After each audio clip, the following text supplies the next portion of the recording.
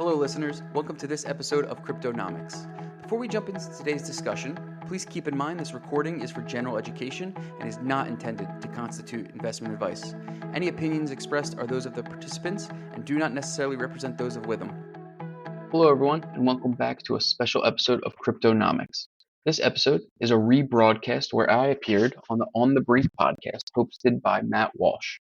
Matt is a good friend of mine who I've known for years and is the founding partner at Castle Island Ventures. It was great sitting down with him and talking about the intersection of accounting and digital assets and the importance of finding the right advisor for your business. We discussed how critical it is of finding the right crypto accountants to founders of early stage companies and some of the challenges that companies can face. This episode also highlights some of the success stories Witham has had in the crypto space and the extensive experience our team offers across all service lines, advisory, audit, and tax. I hope you enjoy this episode as much as I did and look forward to catching you on the next episode of Cryptonomics. Today on the podcast, I sat down with Mark Eckerly, a partner at Witham. Witham is one of the top accounting, tax, and advisory firms in the country, and they have a dedicated digital asset practice that has been assisting companies of all shapes and sizes with their blockchain-specific needs. Mark and the Witham team have been a huge help to a number of our companies at Castle Island over the years, and you've probably heard their name as a sponsor on the Friday Roundup shows. I was excited to have Mark on the show to talk about his views on the evolution of the industry and some of the hot-button topics that Witham's customers are dealing with in today's environment. So without further ado, here's my conversation with Mark at Witham. Matt Walsh and Nick Carter are partners at Castle Island Ventures. All views expressed by them or the guests on this podcast are solely their opinions and do not reflect the opinions of Castle Island Ventures. Guests and hosts may maintain positions in the assets discussed in this podcast. You should not treat any opinion expressed by anyone on this podcast as a specific inducement to make a particular investment or follow a particular strategy, but only as an expression of their personal opinion. This podcast is for informational purposes only.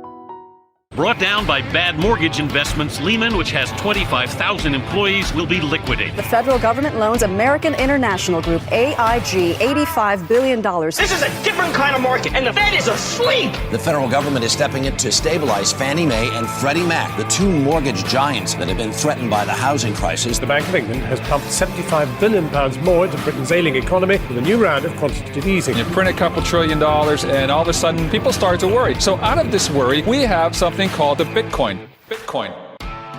Mark, well, thanks so much for joining us today on the podcast. Thanks, Matt. Appreciate you having me. Excited to talk about Witham. You guys have been really, really deep in the digital asset blockchain space for a long time. So maybe for those who are not familiar, tell us a little bit about the company and what you guys are up to. Yeah, and again, appreciate you having me on. So Witham, we are what we label a full service accounting firm. So we offer the big three. We kind of have it in our name tag. It's audit, advisory, tax. I think audit kind of speaks for itself, tax as well. But under that advisory umbrella, we really have a whole host of services that we do offer. Things like ERP implementations, if you're looking to change softwares, transaction advisory services, forensics and valuation, audit support, as well as your basic bookkeeping, which we label our Oasis group. So outsourced accounting systems and services practice. Another thing that we also offer that you wouldn't really think of from an accounting firm is cybersecurity solutions. So we do managed IT, incident response, digital forensics, and things like that. All in, we are about 2,700 employees. We have 26 offices, primarily up and down the east and west coast of the United States, all the way from Boston to Orlando, all the way from Seattle to San Diego. So widespread reach here in the United States with a large presence. And we're looking to continue that growth in the Midwest as well. And you guys have been at it in the crypto blockchain space for a long, long time. How did that come to pass? I'll quickly start at the beginning of my journey because that kind of segues perfectly into how Witham's practice grew as a whole. I first got exposure to Bitcoin, I'll say, back in 2014 from my brother-in-law. So I kind of credit my entire professional career to him because he was talking about Bitcoin and it's going to be the next currency, global currency, and everyone in our family thought he was nuts. But about a year later, at the firm I was at, my previous accounting firm, they had a client come to us and it was a Bitcoin client and no one knew how to audit Bitcoin. The partner at that time came out to the bullpen and just said, has anyone heard of Bitcoin? Anyone know what a Bitcoin is? So I raised my hand. Ever since then, my career has pretty much blossomed with digital assets supporting me ever since. Obviously, with the market as a tailwind has certainly helped that initiative as well. But in 2018, when I was looking for potential career opportunities just to see what was out in the marketplace, I came across the headline that Witham had just launched their digital asset practice. And there was no one really spearheading our group at the time. It really lived as a subsector under our technology group. So the partner leading our technology group, Krista Mayo, was kind of the only one that really had any experience with digital assets. So I interviewed with him, and when I joined, it was to really lead that practice. We had 3, maybe 4 clients. So the goal was really grow the practice, lead the group, be entrepreneurial, take it wherever you want. That's the kind of spirit I had. So I had the resources to really hit the ground running, go to the market, really show the industry that Witham was in this space, bring my 3 years of experience at that time, which there really weren't many accounting firms in the space back in 2018. And still to this day, that kind of rings true, unfortunately. Really help build our market in the group. We have newsletters that we send out, internal resources. I host a podcast called Cryptonomics. So really just trying to build our brand in the space. We make sure we have boots on the ground at all the major conferences. But a couple of the things that we had at the time that really helped grow us and our brand were back in 2018, still to this day, there's a little bit of limited regulation, but we were working with the New York Department of Financial Services at the time and working through the first stablecoin attestation. We really pride ourselves on that release back in 2018 and how far we've come today as a market. Previously at that time, the only reporting was by the token issuers. So there was no independent firm coming in and really attesting to the reserves that are supporting the underlying token. We were pride ourselves on that release back in September 2018. And then another thing that we helped work through was the first SEC approved ICO. So we're the auditor note for working with Blockstack back in 2018, 2019. The years are starting to blur at this point. But at that time, every company was doing an ICO and issuing a token for a variety of reasons and purposes and all having different types of utility. So it was neat working with the other side of the table and working with the SEC and what did they want for this token report and this release to make sure that we were fully compliant. We really hang our hat on those 2 things being first to market. And we're really prideful that our group has really blossomed with that at our backs. It sounds like you have to thank your brother-in-law to some degree. This is a very valuable brother-in-law you have. I would not be here if it was not for him. I definitely owe him a beer too. It's funny when you were telling that story. I remember the exact conference room I was in at Fidelity when someone in 2014 said, "Does anyone know anything about Bitcoin?" It's remarkable that just being in the right place at the right time and being passionate about Bitcoin and entrepreneurial, it's really how a lot of people got started in this industry. Just raising your hand for a new opportunity. If I hadn't spoken up at that time, I don't know where I would be. And I can tell you, I would not be nearly as happy or successful. Glad you're in that spot. Maybe just backing up a little bit and taking this from the direction of a startup. So we're investing in pre-seed and seed stage startups. I would say, generally speaking, a lot of technologists that maybe don't have a lot of experience in tax and accounting. How are you guys engaging with the earliest stage companies once that money goes in from the venture capital side of the industry? What do entrepreneurs need to be thinking about out of the gate? That's, I would say, almost our sweet spot. Technology here at Witham is our second largest industry that we service. And we offer a whole host of services, and it really runs the gamut on what type of companies we work with. We work with startups, pre-seed, series seed, maybe that haven't even done a first financing. They just have maybe a debt facility on the books, raised $1 million through a safe note, all the way to mature series B, series C, to companies that are already public today. The one thing we pride ourselves on is we are flexible and nimble. We grow as you grow. Working with a startup is completely different than working with a company that is Series B, has a full finance and accounting team already built out, and we can apply those resources as needed. I would say our first way to assist is both, like you mentioned, on the accounting and on the tax front. Because no matter when your company started, no matter how many employees you have, you still have to file annual corporate tax returns. So we assist with that. And the one specialty that you're getting from Witham is we are your resource. We are your advisors. We know what's applicable to your business and what's not, where you can have tax savings, tax strategies. We can loop in any of our specialists from sales tax, R&D tax credits. If you need any valuation assistance, if you're issuing a token or a business valuation. So we have all those specialists that can assist and be parachute in to your business as needed. So you always have a go-to person to assist. But I think from a startup's perspective and from where we can assist founders, it would be on that day-to-day bookkeeping, right? So you don't want to be bogged down with the day-to-day record keeping. It's certainly cost-effective to outsource that, whether it's to Witham or to another firm. As you're looking to build operations, focus on building strategy and really growing the business, you definitely don't want to put the accounting by the wayside. but you shouldn't be focusing on that as your day-to-day. There's certainly other more important things to keep in mind. The best part about working with Witham is we don't nickel and dime any of our clients.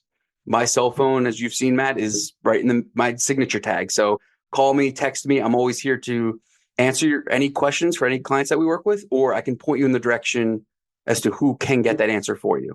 So we're always here to be an advisor and to help our businesses grow, our clients grow, and scale up as they scale up. And I guess in the blockchain space, you have startups that start off with just traditional needs around tax and accounting, bookkeeping and whatnot.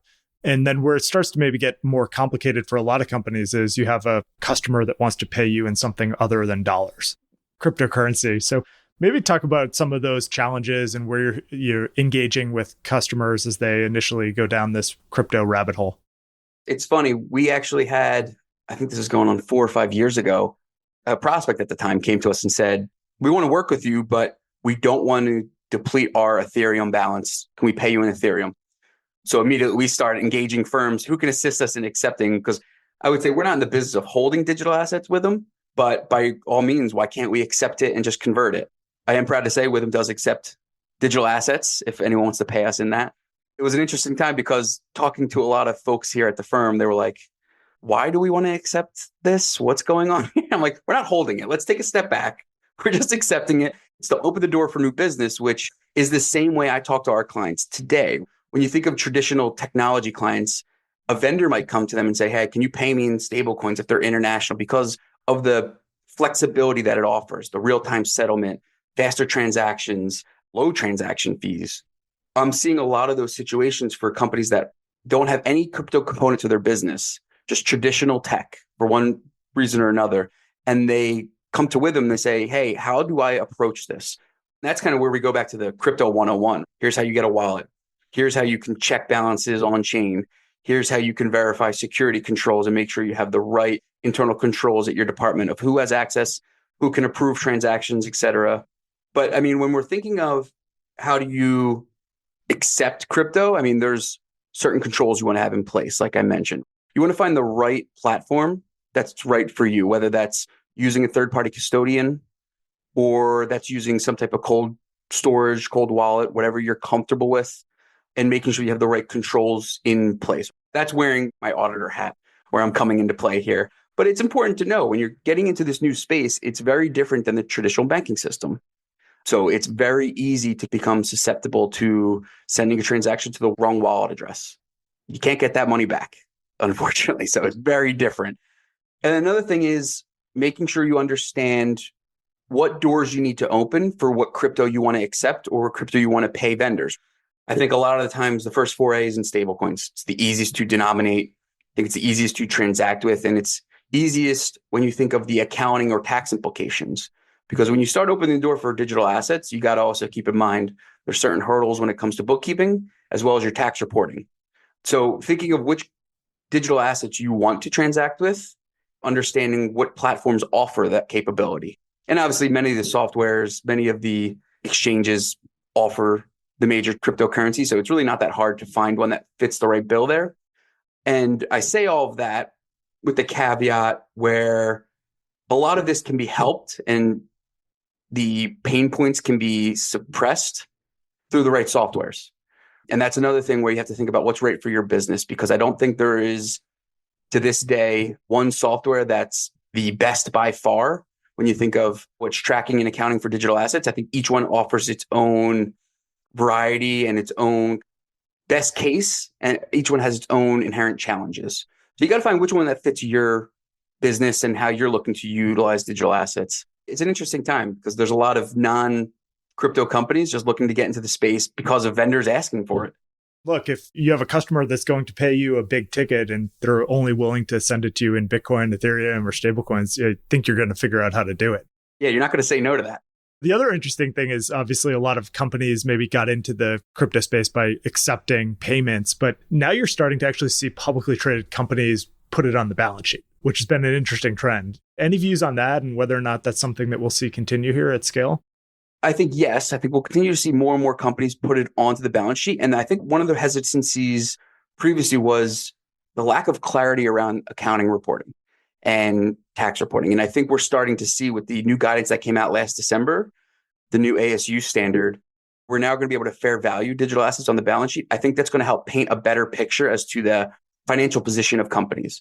So the previous guidance where you have impairment in tangible assets, your marking is down, the balance sheet didn't really give a good insight as to the position of the company and where it stands today. So I think with this new standard, I think more and more companies are going to be enticed to maybe put some potential treasury into Bitcoin. And I think this parlays directly with the approvals of the ETFs. I think that is going to open a couple businesses' minds up to this opportunity, whether they're holding it themselves or they're investing it in like an ETF. This is my personal opinion, but I think Bitcoin and crypto is here to stay. So it's just a matter of time before we get to that point, before more and more companies decide to have it as an alternative asset on their balance sheet. It's got to make the life of a corporate treasurer a lot more interesting to have these conversations happening where you have publicly traded healthcare technology companies that are buying Bitcoin on a regular basis here. It's a fascinating world. I talked to a lot of people here at our firm where crypto can touch any industry. It can touch any business. So it's not just technology companies that are working with digital assets. We have not-for-profit groups. We have manufacturing companies. So it's really industry agnostic from that point of view, where anyone at any point in time can just decide to get into it.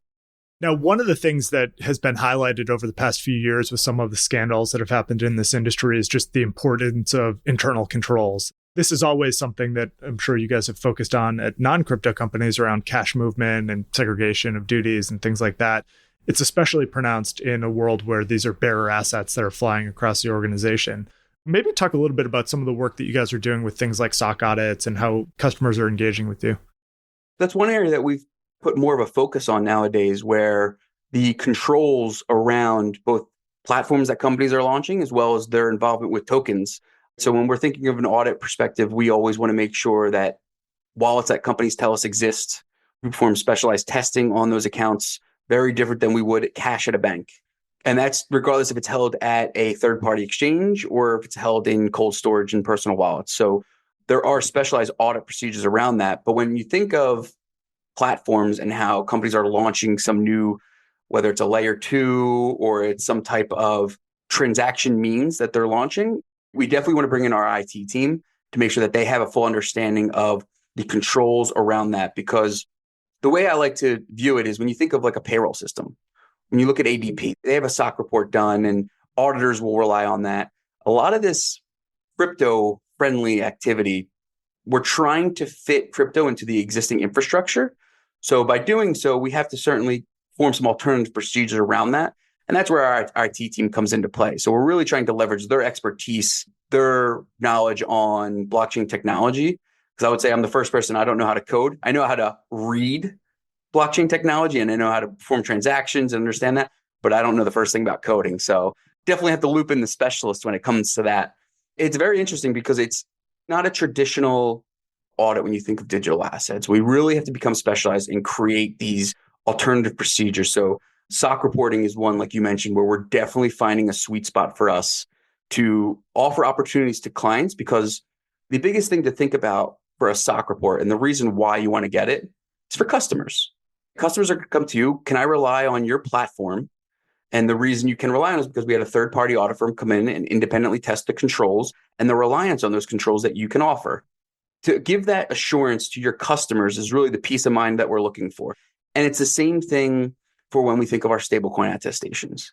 The whole reason we do our stablecoin attestations is for the peace of mind for customers, that they can have the trust that the reserves exist, that peg that is out there on the public float, it maintains that one-to-one float. It really comes down to that, where we're just trying to make sure all customers at the end of the day can properly rely on those platforms or those tokens. So you mentioned stablecoins, and that's what I want to talk about next. Something like 60% of every blockchain transaction that is happening in a given day is a stablecoin transfer, which is just a mind-boggling thing. These things didn't exist a few years ago, and we're at scale in a world where the banks don't have clarity on holding these things yet. SAB 121 is still an issue. We don't have a market structure bill yet, and we don't have a stablecoin bill yet, where a number of these potential issuers are just sitting on the sidelines, but ready to go. And it's possible that within the next 12 months, we would have SAB 121 pulled back, a stablecoin bill, and a market structure bill. So would lead me to believe that stablecoins will just continue to proliferate and really be a huge opportunity for all sorts of companies. How are you guys seeing this category, and what type of engagements are you undertaking in the stablecoin area? We certainly share a similar mindset to you guys, where I think stablecoins are the biggest play right now. And I think that's the way for digital assets in today's world to grow the most. Because I think when you think of the layman person, when you think of stablecoins, it's the easiest way to position how crypto can come into play and the utilization of blockchain technology and what it offers. It's the easiest to denominate, right? Because anytime that you think of Bitcoin, you try to explain it to someone, they just immediately go to the price and the volatility. And they're like, why am I going to invest in that? So let's take a step back and just understand the digitization of currency.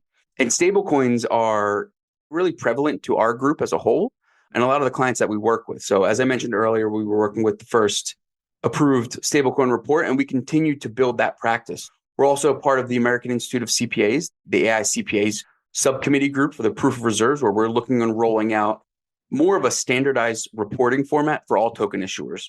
And I think that goes hand in hand with all this other regulation that you named, where we're going to see in the next 6 to 12 months, a lot of regulation come down the pipeline, because I think this is the biggest use case right now for digital assets as a whole.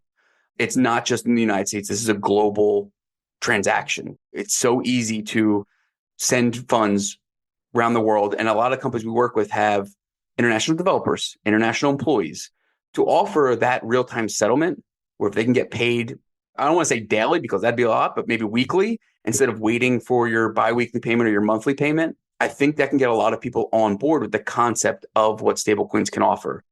And as far as what we're seeing, I think it goes hand in hand with the increased eye on stablecoins on a regulatory front, where more and more companies are approaching firms like Witham. They want to be fully compliant. They want to follow the current regulatory framework. Whereas 4 or 5 years ago, there was token issuers left and right, but there was no standardized reporting. So now that we're seeing a lot of this regulation come into play, I think a lot of companies are starting to approach accounting firms because they want to make sure that they're building that public trust. They're getting those proof of reserves reports to make sure that the assets underlying the token exist, and they can throw that stamp of approval on their website. They can throw it to the public to show them, like, hey, this isn't just us saying this. This is a third-party firm coming in and telling you how it is. When you think about just the use cases for stablecoins here, you mentioned payroll, and I think you'll start to see this move in a direction of almost real-time payroll in certain cases, where you're able to move a stablecoin across the world nearly instantaneously. You're starting to see use cases around securities settlement even being discussed at some of the large banks. So it'll almost be a tapestry of use cases that all start to emerge here on stablecoins. So you could imagine this being a category where you have stablecoins on L2, stablecoins that are issued by banks. It'll be really interesting to see what type of engagements start to pop up just within this one category in the crypto industry. Yeah, and I think a lot of companies, they're not going to be crypto companies. So they're not going to be holding Bitcoin or Ethereum, maybe just Ethereum for gas fees or Solana or something like that. But they're going to be transacting more frequently with stablecoins and just holding it because it's so easy to denominate. We see tons of companies that just are having USDC on the balance sheet or having a Tether or having some USDP because it's so easy to transact with, and just having that in your back pocket if and when needed. You can get a lot of more employees, like you mentioned, on board if you're offering that real-time settlement. Now, obviously, you're going to have some of that administrative headache if you want to pay employees every single day. Put the brakes on that maybe a little bit, maybe go for like a weekly settlement. I certainly agree. I think it's definitely the biggest use case, in my opinion, for building crypto in today's world. Another thing you mentioned was proof of reserves. And I would say this is maybe one of the best exports that the crypto industry has brought to traditional financial services. You just think about some of the crises that would have been averted, not only in crypto, but just in traditional finance over the years, if you were actually able to prove that a financial institution held the assets and was not rehypothecating them. Are you guys seeing a lot of engagement on that proof of reserve issue? Curious just how you think about that as a value prop for a company that runs a platform. We're seeing a lot of traction on that area. And I think a lot of that stems from the events of 2022, just a lot of the companies that were custodying client funds and a lot of the unfortunate situations that happened there. What stemmed from the entire FTX situation was firms reaching out to us in any capacity that held customer funds, just looking for some type of proof of reserves. And it was difficult to fit what that deliverable looked like, because when you think of stablecoins, it's very easy. The reporting infrastructure is there. It is governed by the only one that has issued any guidance is the New York Department of Financial Services. But any companies that are not under their purview want to follow that best practice. When you think of what's out there for maybe an exchange, there's really not any industry standards yet. And I know we're moving in that direction, but a lot of companies were coming to us at that time to just say, hey, we need this proof of reserves and we need it yesterday. It was a bit of a fire drill. And I think that whole situation opened many eyes for customers to be skeptical of crypto companies. It was a difficult time in the industry. I think it goes against the entire ethos of crypto, in my opinion, of not your keys, not your coins. When I think of digital assets, I think of financial freedom, and I think the innovative pay rails that they offer, the utilization of blockchain technology. But I think we're trying to fit crypto into the existing infrastructure. There is some give and take. So we saw it with the ETFs where any individual that's engaged in purchasing the ETFs, they are held at a third-party custodian, which is fully transparent and verifiable, but it's the same thing as the traditional banking world. So I'm holding my money at a third party. What's different than holding my crypto at a Coinbase or a Kraken? It's the same concept. So there was a lot of hectic times from 2018 to 2022. And I think the events of 2022 opened a lot of people's eyes to let's go back to the original whole reason why crypto came to be. I want to have title to my money. I want possession of it. And I don't want someone to be able to freeze my accounts at a given point in time. It was certainly eye-opening, but when we're seeing a lot of the proof of reserves, I think a lot of it is difficult to figure out what that deliverable is going to look like. Me wearing my audit hat, it's an entirely different situation where you have almost an IT component of it. And we're looking at the Merkle tree component to be able to test certain client funds and give them proof that their account was verified. So it's very nuanced when it comes to things like that. Yeah, I guess you'll see different implementations depending on wallet architecture, but at minimum, there should be something in place. You think about what FTX would have looked like if it was forced to be onshore, if there actually was a market structure that would support that type of business in the United States. And the thing collapses, and then within a couple of hours, people are coming to the realization that there's no cold wallets at this exchange, which is just crazy. Think about the technology just supports something new and novel around proving the authenticity of funds and that they're there. And the number one in terms of market value crypto company just wasn't doing it.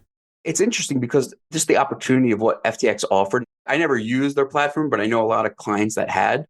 But when I think of if I'm going to use a third-party platform or third-party exchange, it is a little assuring to see that Coinbase is SEC regulated.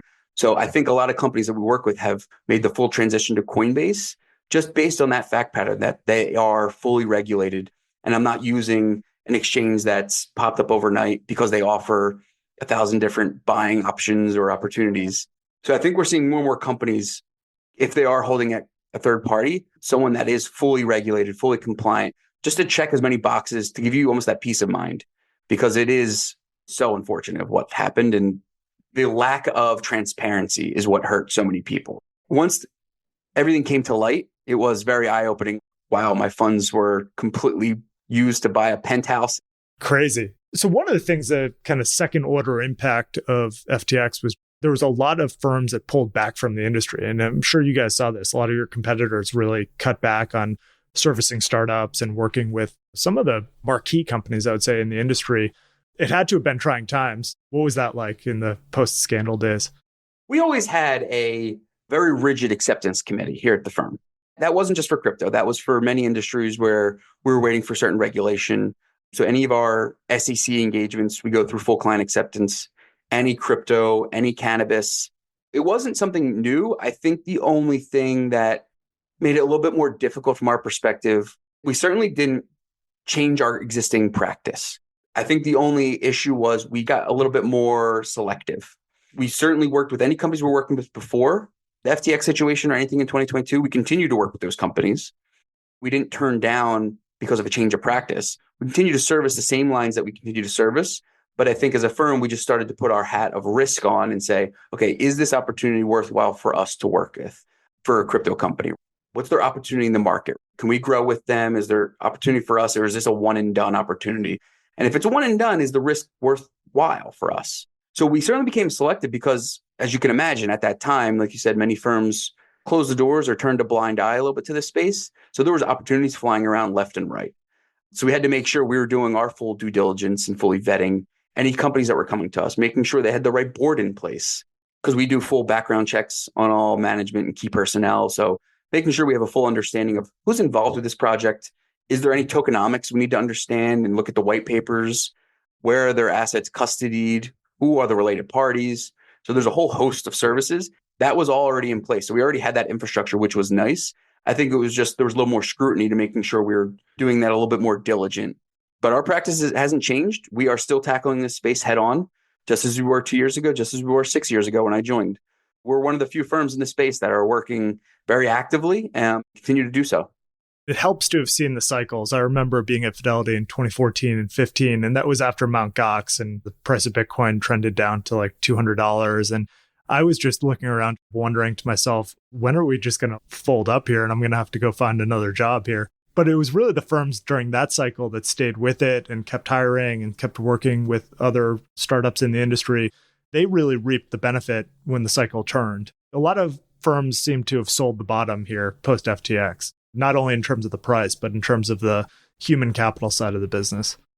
That's where we saw a lot of opportunity to grow. So during some of those down periods and when we're in a bear market, it's all about persevering and working with the companies, making sure we're helping them stay afloat, but also ourselves. We want to make sure our practice is maintaining and we're continuing to grow. And I think during those bear markets is where we come through stronger and make sure we have a good reputation of name, because we made it through. We have the resources at our back. Our team as a whole here at Witham, when you think of our digital asset practice, that primarily falls under our technology group, which is where I live, and as well as our financial services team for the hedge funds and investment companies. All in, I would say our team of digital asset experts are probably north of 50. And we service over 100 clients across that. We have various specialties, whether it's audit, tax, again, under that Oasis umbrella, like I mentioned earlier. And it's all about just making sure we're staying educated, learning, and we're staying relevant. When you're talking to an accounting professional or a tax professional and looking for a new service organization to help you grow, it's a partnership. So you want to make sure you're talking to someone that understands your business and understands the industry that you're in. As we both know, crypto could be a hot topic. It could pop up overnight and everyone is talking about it. You're talking to your families about it. The Thanksgiving of 2017, your grandma was asking about it. I think it's important to keep in mind that you're talking to a professional that understands the industry, has been through it, and knows your business. Because I think at any point in time, you could come across someone that may seem reputable, but they just don't understand the nuances that come with working with digital assets, the complexities, and making sure that they're keeping your business top of mind. 100%. My last question would just be, where do you guys think you'll be the most busy over the next 12 to 24 months here in the crypto space? And I guess the risk of the question is just asking you to predict the future here. But if I had to guess, there's some categories that are maybe hotter than others in terms of the engagement front. I am an auditor by trade, so I do stay in my lane. I wish the answer here was audit, but I think over my entire career in digital assets, which spans about 9 years now, it's always been tax, tax, tax, tax. Corporate tax work continues to stay. It's here every year, as well as on the individual side. So we work with both individuals and corporate businesses, but I think that's the area where we see the most opportunity and the most growth. And it really came to light when we were back at Consensus a couple of months ago. We've been sponsoring, we had a booth for the last couple of years. 75 to 80% of our discussions are always tax related. It continues to stay top of mind for individuals and companies. And it's continually where we see the most growth. So I think as the industry or market, I should say, as prices go up, businesses do better. I think that's just the wind at our backs. And we continue to see more and more opportunity there. I'm not a tax professional, so I just know where to steer those discussions to in-house. But I think one area that I'm excited about that would impact both Witham as well as the industry as a whole is tokenization of like real world assets. And I think that's been something that's been tossed around for a couple of years now. But I think we're starting to gain some traction. I think over the next 2 to 3 years, we're going to see a lot of traction there, because when you think of the regular individual that might not understand what crypto can do or what digital assets can do and the underlying technology, we always say blockchain technology is the way of the future, right? That's going to be where the whole community comes together and really brings digital assets to the forefront, is the use of blockchain technology. I think that tokenization component is what's going to bring it to light. Tokenization of real estate, tokenization of personal identifying credentials, your identifying information. I always have a funny example where I think this should have happened 4 years ago, because I bought my house in 2020 and I don't think my deed to my house got registered for about 5 months after I purchased my house. Should have been done the day I signed. I think you're right on this real world asset front. I think a lot of the projects that were attempted on private blockchains back in the 2016 time period, we're starting to see that dream be realized in the form of a public asset, a public chain, in some cases permissioned on top of public. But if you just look at the quantum of capital that is attempting to tokenize right now versus what's in market, it's a stark difference. And it's probably a market structure bill, if I had to guess, that really pushes us over the line in terms of actually getting some of these assets on chain and trading. So I'm excited about that category too. I think that's going to be a big way of growth for the community. So I know we talked about stablecoins at length. I think that's going to be a really good headwind. But I think what's going to really hit home to many individuals is tokenization of real world assets. Well, Mark, thank you for all you do and Witham does for the industry and supporting the startups in the ecosystem. Where can we send people to learn more about you guys' offerings? So you can visit our website at witham.com. That's WITHUM.com. We have a landing page for our digital assets group. You can contact me right on the page. And we're always looking to speak with companies, speak with founders, speak with individuals. I know that's more from a business opportunity, but also from just a networking opportunity. If you're ever looking to pick my brain, like I mentioned, my cell phone's right in my email signature. So as soon as we connect, you always have a direct link to reach out to me. So just looking to continue to build our practice, making sure our brand recognition is there. And Matt, I can't thank you enough for having me on. Thanks for coming on, Mark. Really enjoyed it. Appreciate it. Thanks for listening to another episode of On the Brink with Castle Island. To find out more about Castle Island, visit castleisland.vc. To listen to all of our podcast episodes, please go to onthebrink-podcast.com or just click on the tab in our website. Thanks for listening.